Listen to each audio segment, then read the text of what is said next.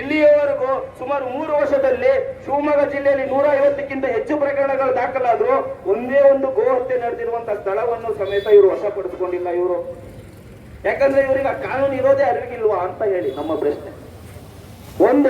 ಒಂದಲ್ಲ ಒಂದು ರೀತಿಯಲ್ಲಿ ಅದು ಹಿಂದೂ ಕಾರ್ಯಕರ್ತರ ಹತ್ಯೆ ಇರಬಹುದು, ನಮ್ಮ ಹಿಂದೂಗಳ ದೇವಸ್ಥಾನ ಮೇಲೆ ನಡೀತಿರುವಂತ ಘಟನೆಗಳಿರ್ಬೋದು, ದೇವರ ಮೇಲೆ ದೇವತೆಗಳ ಮೇಲೆ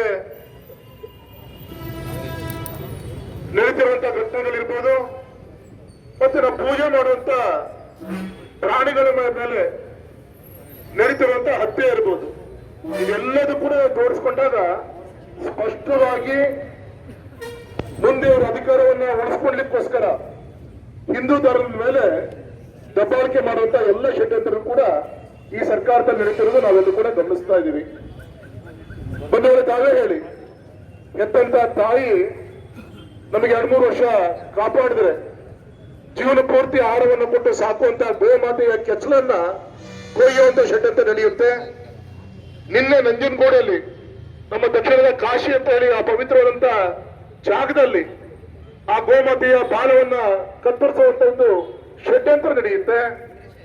ನಮ್ಮ ಗೌರವಂತ ಗೃಹ ಸಚಿವರು ಹೇಳ್ತಾರೆ, ಯಾರೋ ಒಬ್ಬ ಬುದ್ಧಿಭ್ರಮಣೆ ಆದಂತ ವ್ಯಕ್ತಿ ಈ ಒಂದು ಕೆಸಲನ್ನ ಕೊಯ್ಯುವಂತ ಕೆಲಸವನ್ನ ಮಾಡಿದ್ದಾರೆ ಅಂತ ಹೇಳಿ ಸರ್ಕಾರದ ಬೇಜವಾಬ್ದಾರಿತನದ ಹೇಳಿಕೆಯನ್ನ ಕೊಟ್ಟು ಇವರೇ ಅದಕ್ಕೆ ಬೇಕಾದಂತ ರಿಪೋರ್ಟ್ ಅನ್ನು ತಯಾರು ಮಾಡುತ್ತೆ ಷಡ್ಯಂತ್ರ ಮಾಡ್ತಾರೆ ಅಂದ್ರೆ ಯಾವ ರೀತಿ ಅಂತ ಇವರ ತಗೊಳಕ್ಕೆ ಸರ್ಕಾರ ನಡೀತಾ ಇದಕ್ಕೆ ಇದೊಂದು ಉದಾಹರಣೆ.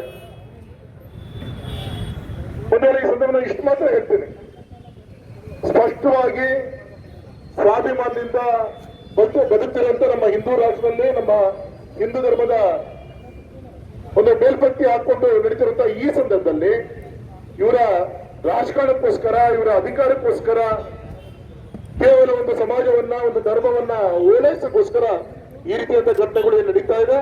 ಇದನ್ನು ಒಟ್ಟಾಗಿ ಇಡೀ ಹಿಂದೂ ಧರ್ಮ ನಾವೆಲ್ಲರೂ ಕೂಡ ಪ್ರತಿಭಟನೆ ಮಾಡಬೇಕಾಗತ್ತೆ.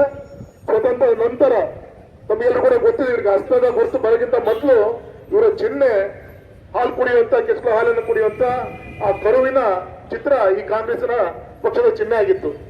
ಹಾಗಾಗಿ ಇವರಿಗೆ ಈ ಚಿಹ್ನೆ ಶೋಭೆ ಅಲ್ಲ, ಇವರು ಹಾಲು ಕುಡಿಸೋರಲ್ಲ, ವಿಷ ಕುಡಿಸೋರು ಅಂತ ಗೊತ್ತಾದ್ಮೇಲೆ ಜನನೇ ಆ ಚಿಹ್ನೆಯನ್ನ ಚುನಾವಣಾ ಆಯುಕ್ತರದ್ದು ಕಿತ್ಕೊಂಡಿದ್ದು ಅವ್ರ ಕೈಲಿ ಹಸ್ತ ಇರೋದು ನಿಮಗೆಲ್ಲರೂ ಕೂಡ ಗೊತ್ತಂತ ವಿಚಾರ.